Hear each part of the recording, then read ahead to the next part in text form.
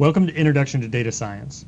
My name is Bill Howe and I'm the Director of Research for Scalable Data Analytics at the University of Washington eScience Institute and an affiliate assistant professor in computer science and engineering also at the University of Washington.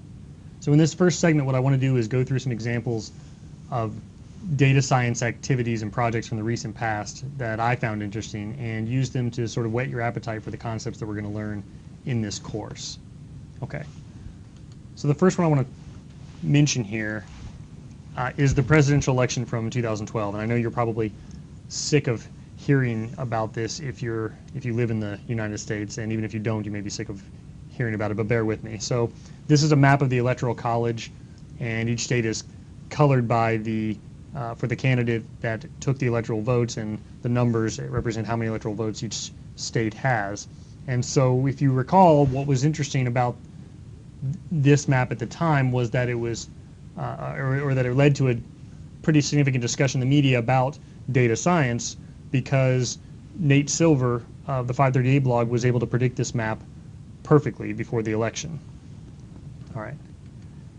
And, you know, that discussion in the media talked a lot about, you know, what a genius Nate Silver was, and mentioned the sophisticated mathematics he was using and how, you know, he's sort of a whiz with these things. But what I thought was interesting about this was that Nate Silver would be the first one to tell you that the methods he was employing to make this prediction were actually pretty simple, right? And so he says here in a series of quotes from blog posts around that time, this first one from October 26 was, "The intuition behind this ought to be very simple. Mr. Obama is maintaining leads in the polls in Ohio and other states that are sufficient for him to win 270 electoral votes."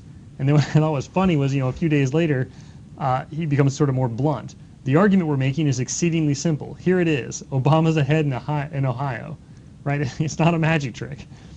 And so then after the election on November 10th, when he was shown to be right and got this sort of flawless prediction, the blog post that this last quote is taken from, that the last quote was taken from was describing why he started the 538 blog in the first place. And he says, look, you know, the bar set by the competition was invitingly low. Someone could look like a genius simply by doing some fairly basic research into what really has predictive power in a political campaign.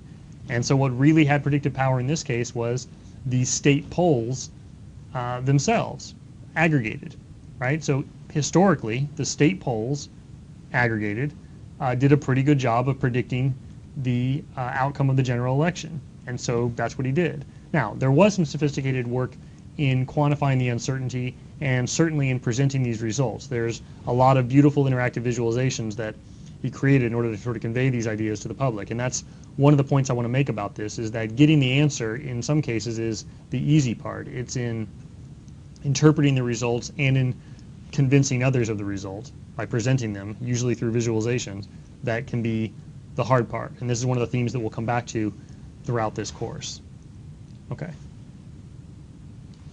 So just to summarize that, though, I'm not sure I said this, that simple methods plus enough good data, you know, wins. That trumps more sophisticated methods in many cases, and that's another theme that we'll come back to. All right, so something else related to the campaign before we moved on to other topics was the system that the Obama campaign used for their data-driven ground game, so to speak, the ability to sort of target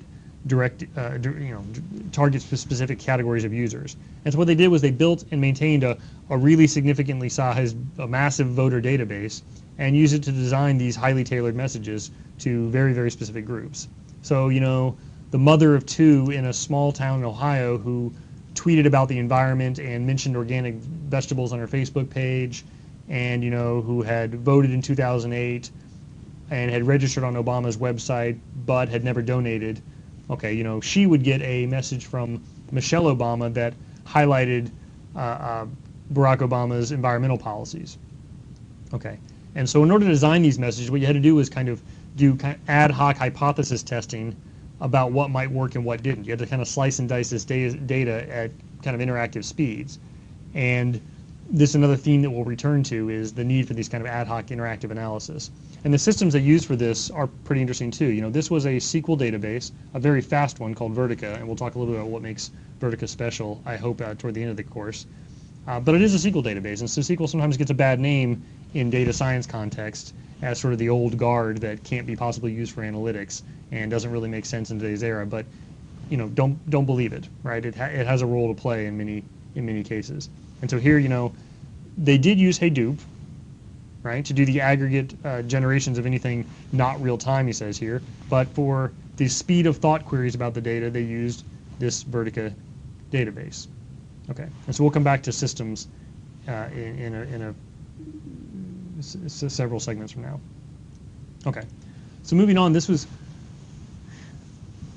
around the same time, when Hurricane Sandy made landfall. One of the things that struck me was the fact that visualizations of available data were starting to emerge in real time in response to the storm.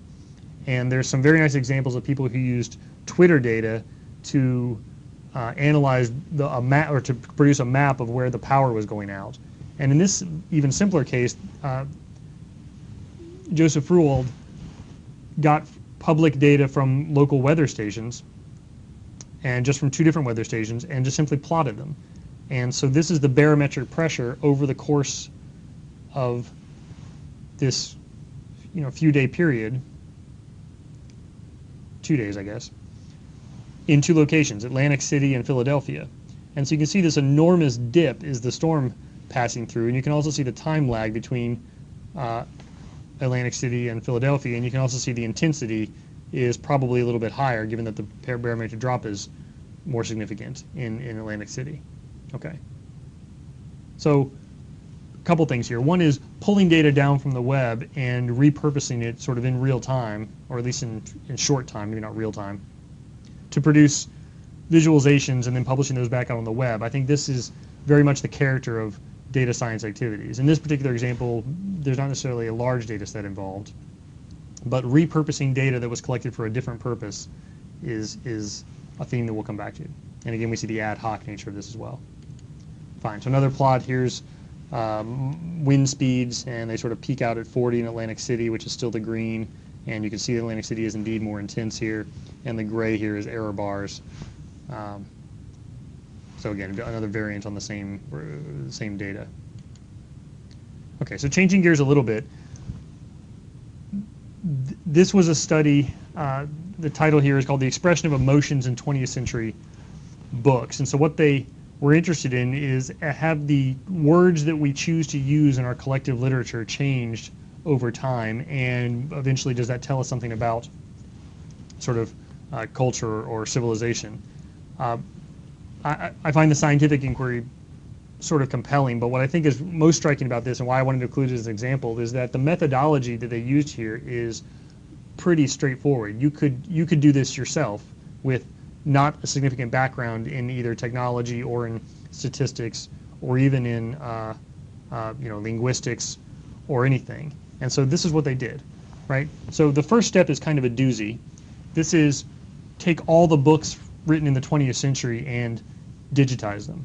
Well, that would be a non-starter. None of us could do that, but that's okay. Google's already done it for us, and they've made the data available at this URL, and so you can go check that out. What they've done is digitized the books, done the character recognition on it, and produced these n-gram data sets. So these are tables of data where each row has an n-gram, and followed by the year and the counts of the number of times that n-gram occurred. So this has already been broken down and processed into a form that's digestible.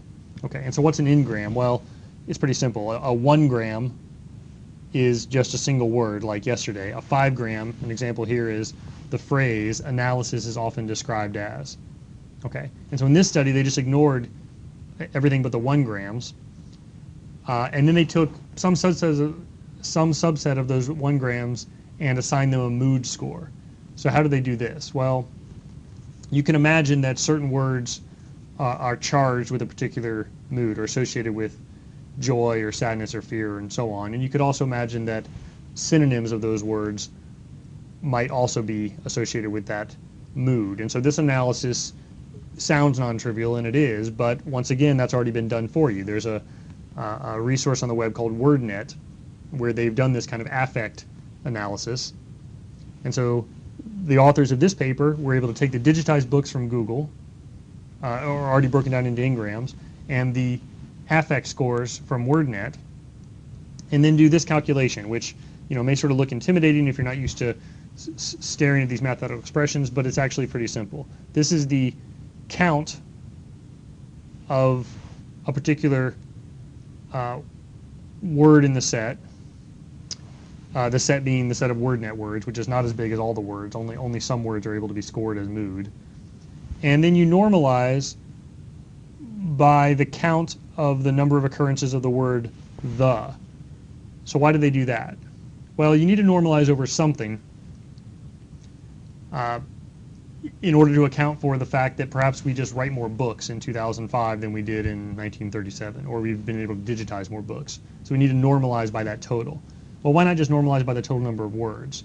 Well, the reason is that the word the is a better indicator of prose than the total number of words. And this is because we've also started to produce more sort of captions and figures and more sort of technical language and more sort of formula and more expressions, more non-prose utterances in these books. And therefore we can sort of skew the results. And so they really want to capture that in our language, when we actually write full, complete sentences, how often are these words being used? Okay. And then you add those up and you divide by the total number of words in the set.